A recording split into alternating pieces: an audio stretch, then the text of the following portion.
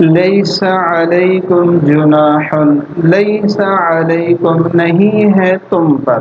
جناح کوئی گناہ، کوئی حرج نہیں ہے تم پر کوئی گناہ، ان تبتغوا فضلا من ربکم کہ تم تلاش کرو فضل اپنے رب کی طرف سے، فَإِذَا أَفَضْتُم مِّنْ عَرَفَاتٍ پس جب تم لوٹو عرفات سے،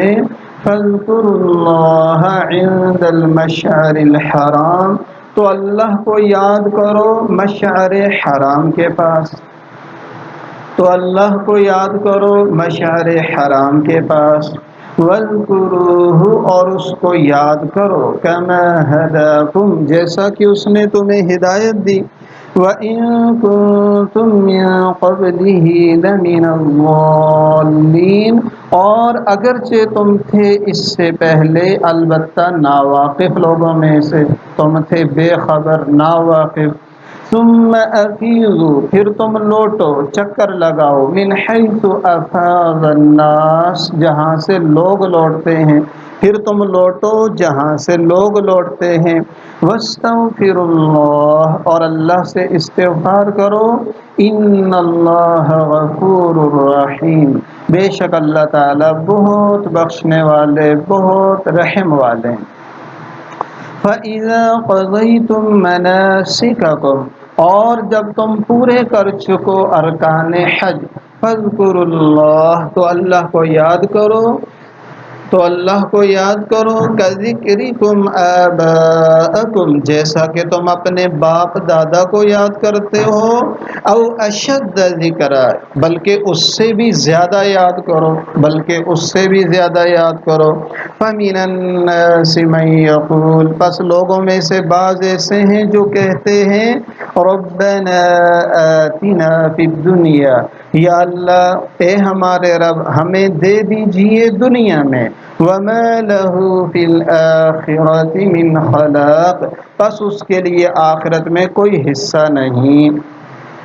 وَمِنْهُمْ مَنْ يَقُولُ اور ان میں سے بعض کہتے ہیں، ربنا آتنا فی الدنیا حسنہ یا اللہ ہمیں عطا فرما دنیا میں بھی بھلائی، وفی الآخرۃ حسنہ اور آخرت میں بھی بھلائی، وقنا عذاب النار اور ہمیں جہنم کے عذاب سے بچا، اولئک لہم نصیب یہی ہیں جن کے لیے حصہ ہے، مما کسبوا اس سے جو انہوں نے کمایا، واللہ سریع الحساب اور اللہ تعالی بہت جلد حساب لینے والے ہیں،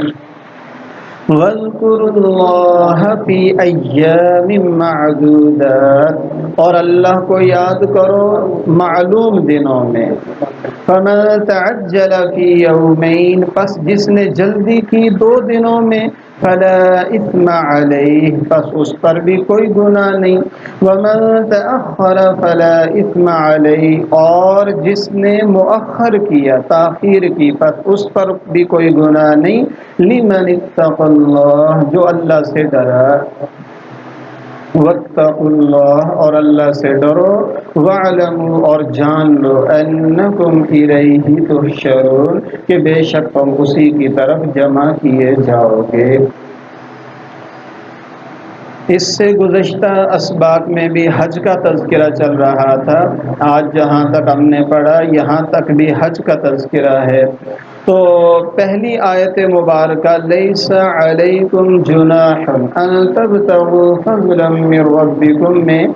اس آیت مبارکہ میں ایک غلط فہمی کا بھی ازالہ ہے۔ ایک شخص پہلے زمانے میں بعض لوگ حج کے ایام میں خرید و فروخت کو بالکل منع سمجھتے تھے اور بالکل اس کو حرام سمجھتے تھے،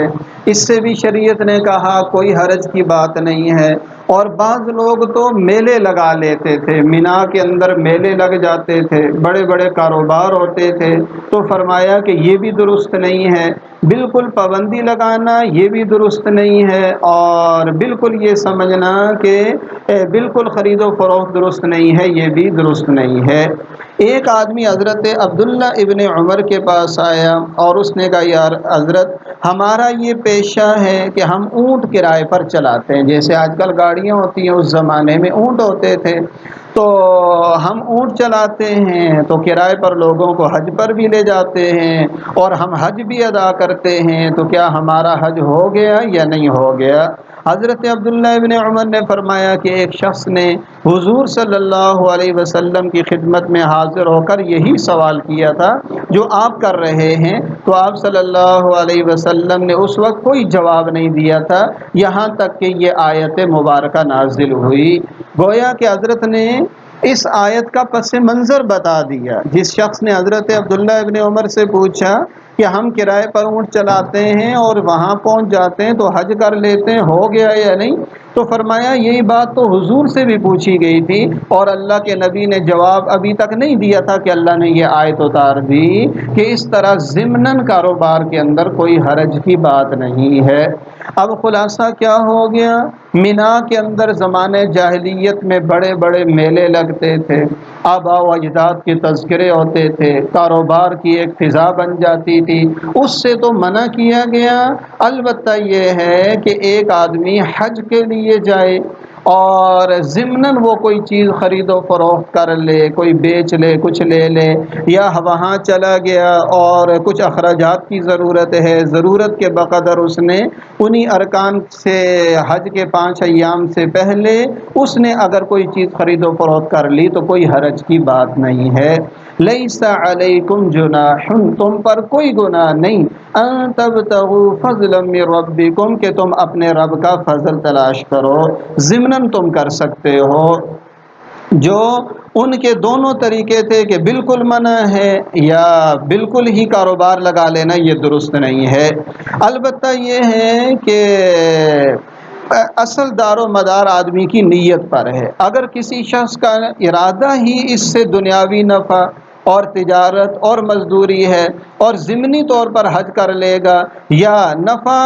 اور تجارت اور حج دونوں مساوی نیت میں ہیں، دونوں برابر کی نیت میں ہیں، تو یہ اخلاص کے خلاف ہے۔ یعنی اصل نیت کاروبار کی ہے، ضمناً حج بھی کر لیا، یا کاروبار اور حج دونوں کی برابر نیت کر کے جائے گا تو یہ حج کے اخلاص کے خلاف ہے۔ حج کا فریضہ تو ادا ہو جائے گا لیکن برکات حج اس آدمی کو ادا نہیں ملیں گی۔ لیکن اگر مصارف حج میں یا گھر کی ضرورت کی تنگی کی وجہ سے تھوڑی بہت مزدوری کر لی تو اس میں کوئی حرج کی بات نہیں ہے۔ البتہ جو 5 ایام ہیں جن میں حج ادا ہوتا ہے تو ان میں بات صورت کسی قسم کی خرید و فروخت نہیں کر سکتے۔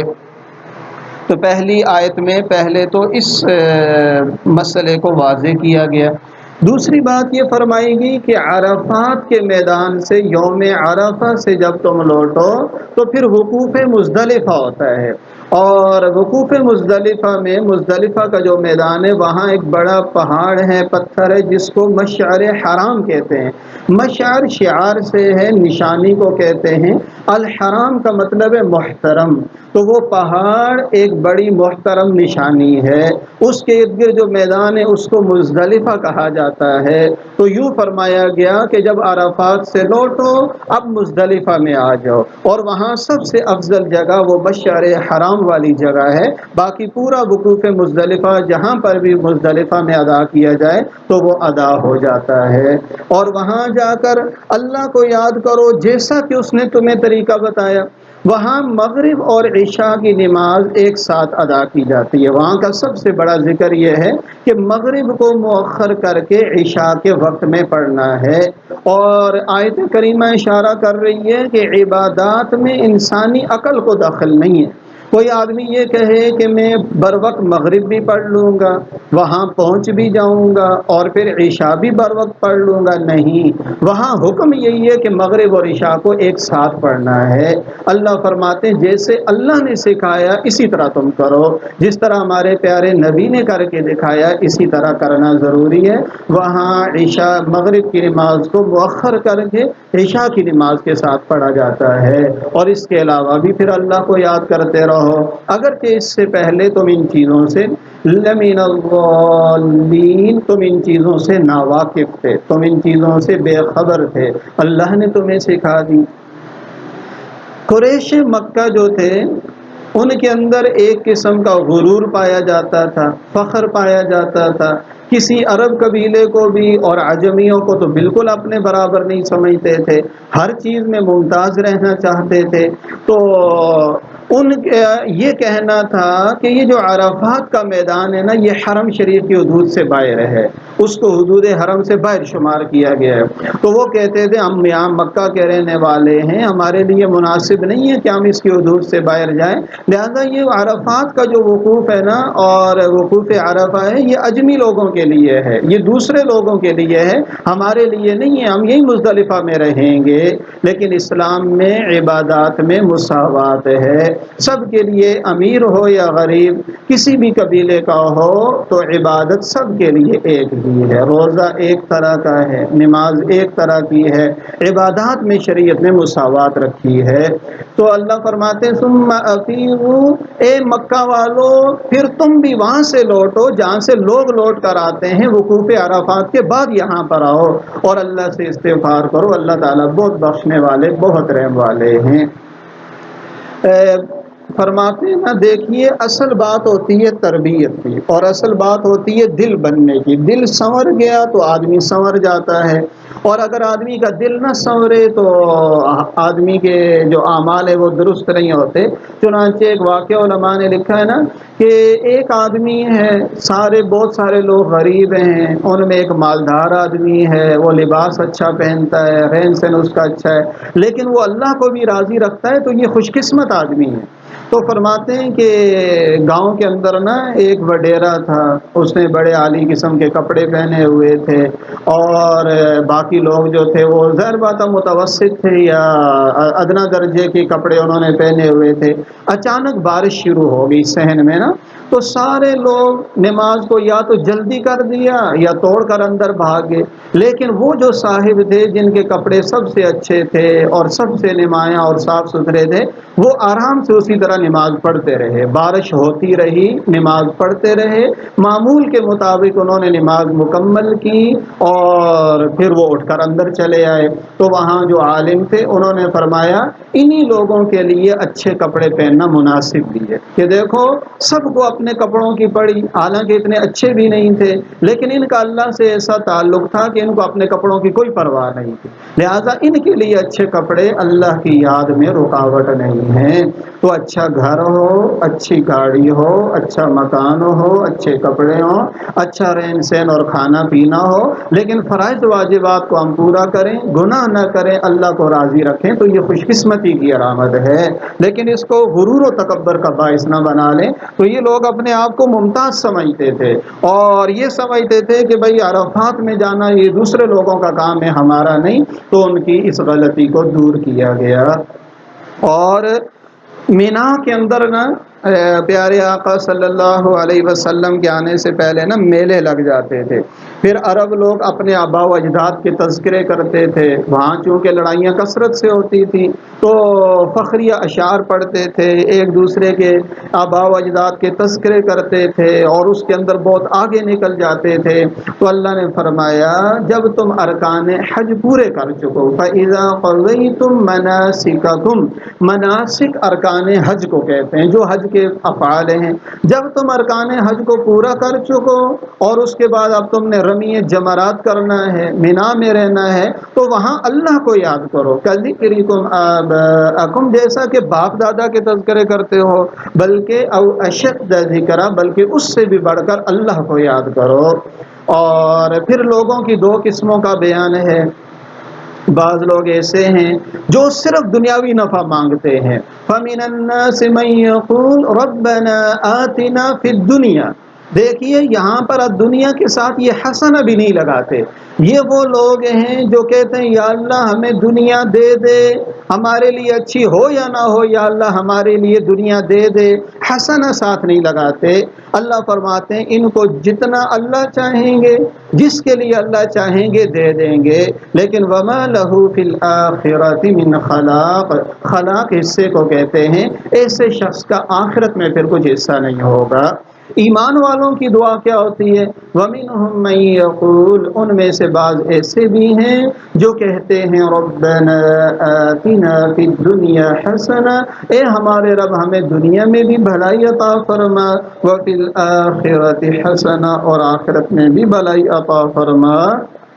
اور ہمیں جہنم کے عذاب سے بچا۔ دنیا میں بھی دنیا مانگی لیکن حسنہ کی قید کے ساتھ مانگی، اور آخرت مانگی اور حسنہ کے قید کے ساتھ مانگی، یا اللہ دنیا بھی خیر و عافیت والی عطا فرما اور آخرت بھی خیر و عافیت والی عطا فرما، اور ہمیں جہنم کے عذاب سے بچا۔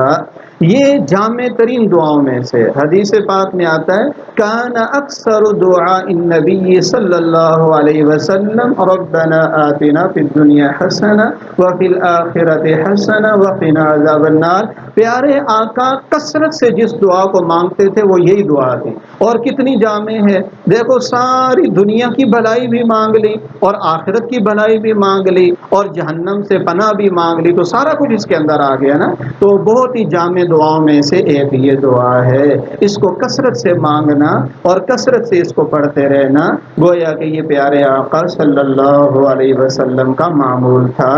اور اس سے ان لوگوں کی غلط فہمی بھی دور ہو جاتی ہے جو سمجھتے ہیں کہ اگر ہم دین پہ چلیں گے تو دنیا ہم سے رہ جائے گی، دنیا کی لذتیں دنیا کے مزے ہم سے چھوٹ جائیں گے۔ یاد رکھیے اس دعا کے اندر پہلے دنیا مانگی گئی ہے پھر آخرت مانگی گئی ہے، تو دین کی وجہ سے اللہ دنیا کے اندر بھی سکون عطا فرماتے ہیں، اللہ راحت عطا فرماتے ہیں، اللہ تعالیٰ دنیا کی نعمتوں سے بھی حقیقی نفع اس کو عطا فرماتے ہیں۔ دین دنیا کے راستے میں رکاوٹ نہیں ہے، یاد رکھیے۔ تو یہ دعا کثرت سے مانگتے رہنا چاہیے۔ یہی لوگ ہیں جن کے لیے حصہ ہوگا مما کسبوا، جو انہوں نے کمایا اعمال کیے، اور اللہ تعالیٰ بہت جلد حساب لینے والے ہیں۔ اور مینا کے اندر جو ہے نا رمی جمرات کرنا ہے، یعنی شیطان کو کنکریاں مارنی ہیں، 10 11 12 کو تو مارنی ہی ہیں، اور 13 کے بارے میں البتہ چوتھا جو دن بنتا ہے اس بارے میں بعض لوگوں کا یہ خیال تھا حضور کی آمد سے پہلے کہ 3 دن ضروری ہے، چوتھے دن کی کنکریاں مارنا ٹھیک نہیں ہے۔ بعض کہتے تھے نہیں 4 دن کی کنکریاں ضروری ہیں، 3 دن ٹھیک نہیں ہے۔ شریعت نے کہا 3 بھی ٹھیک ہیں اور 4 بھی ٹھیک ہیں۔ جو آدمی 12 کو واپس آ جائے، 10 11 12 کنکریاں مار کر آ جائے تینوں شیطانوں کو تو وہ بھی درست ہے، اور جو چوتھے دن ٹھہر کر مار کر آ جائے تو اس کے لیے بھی درست ہے۔ البتہ علماء نے یہ مسئلہ لکھا ہے کہ اگر کوئی آدمی 12 ذی الحجہ کو غروب آفتاب سے پہلے پہلے مینا سے نکل آئے تو اس پر چوتھے دن کی کنکریاں مارنا ضروری نہیں ہے، لیکن اگر یہ وہاں پر ٹھہرا رہا یہاں تک کہ سورج غروب ہو گیا، اب اس کے لیے 13 ذی الحج کو جو چوتھا دن بنتا ہے اس کی کنکریاں مارنا بھی واجب ہو جاتا ہے، ضروری ہو جاتا ہے۔ تو فرمایا وَاذْكُرُوا اللَّهَ، اللہ کو یاد کرو، فی ایام معدودات، گنے چنے ایام میں جو ایام حج ہیں۔ فَمَن تَعَجَّلَ فِي يَوْمَيْنِ، جس نے 2 دن میں جلدی کر لی، اور یعنی 10 کے بعد 11 12 2 دن کر لیے، فلا اثم علیہ، اس پر بھی کوئی گناہ نہیں۔ ومن تأخر، جس نے 1 دن اور مؤخر کر لیا، 13 ذی الحجہ کو بھی کر لیا، اس پر بھی کوئی گناہ نہیں۔ لمن اتقى اللہ، جو اللہ سے ڈرنے والا ہو۔ اور اللہ سے ڈرو اور جان لو کہ تم سب اللہ کی طرف ہی جمع کیے جاؤ گے، اور اس بات کو جان لو کہ سب نے لوٹ کر اللہ رب العزت ہی کی طرف جانا ہے۔ تو حج کے ایام کے آخر میں تقوی کی تاکید، یہ بھی ایک بڑا راز ہے کہ حج کی عبادت کے بعد عموماً شیطان آدمی کے دل میں بڑائی اور بزرگی کا خیال ڈالتا ہے، اور وہ آدمی اپنے آپ کو بڑا سمجھتا ہے اور اپنے آپ کو حاجی کہتا ہے، جس کی وجہ سے اکثر وہ غرور و تکبر میں بھی آ جاتا ہے۔ چنانچہ تقوی کا حکم دیا گیا کہ اللہ سے ڈرتے رہو۔ تو لکھا ہوا ہے کہ ایک بڑے آدمی سے ایک آدمی کا تعلق تھا، وہ حج سے واپس آیا، اس نے کہا حضرت جب تک میں حج پہ نہیں گیا تھا نا تو میرے سر پہ ایسے محسوس ہوتا تھا کہ ایک نور ہے، اب میں حج کر کے آیا ہوں وہ نور مجھ سے غائب ہے۔ حضرت نے فرمایا جب تک تو حج پہ نہیں گیا تھا تو تو اپنے آپ کو اپنے آپ کو گناہگار سمجھتا تھا اور تو تھا نیک، تو اللہ نے تیرے اوپر ایک نور رکھا ہوا تھا جس کو نور فراست کہا جاتا ہے، نور بصیرت کہا جاتا ہے، لیکن جب تیرے دل میں تیری بڑائی آ گئی تو اللہ نے وہ نور تجھ سے چھین لیا تمہارے غرور کی وجہ سے۔ اس لیے کہتے ہیں نیکی کا بھی یہ غرور ہوتا ہے، تو اس لیے اللہ تعالیٰ نے وہ نور آپ سے سلب کر لیا، اس لیے آخر میں تقوی کا حکم دیا۔ اور تقوی کا حکم اس لیے بھی ضروری ہے کہ حج کے بعد تو اللہ تعالیٰ سے ڈرنے کا اور بھی زیادہ اہتمام کرنا چاہیے تاکہ انسان کے اعمال وہ محفوظ رہ سکیں۔ اللہ تبارک و تعالی ہم سب کو سمجھنے کی توفیق عطا فرمائے۔ وما علینا الا البلاغ۔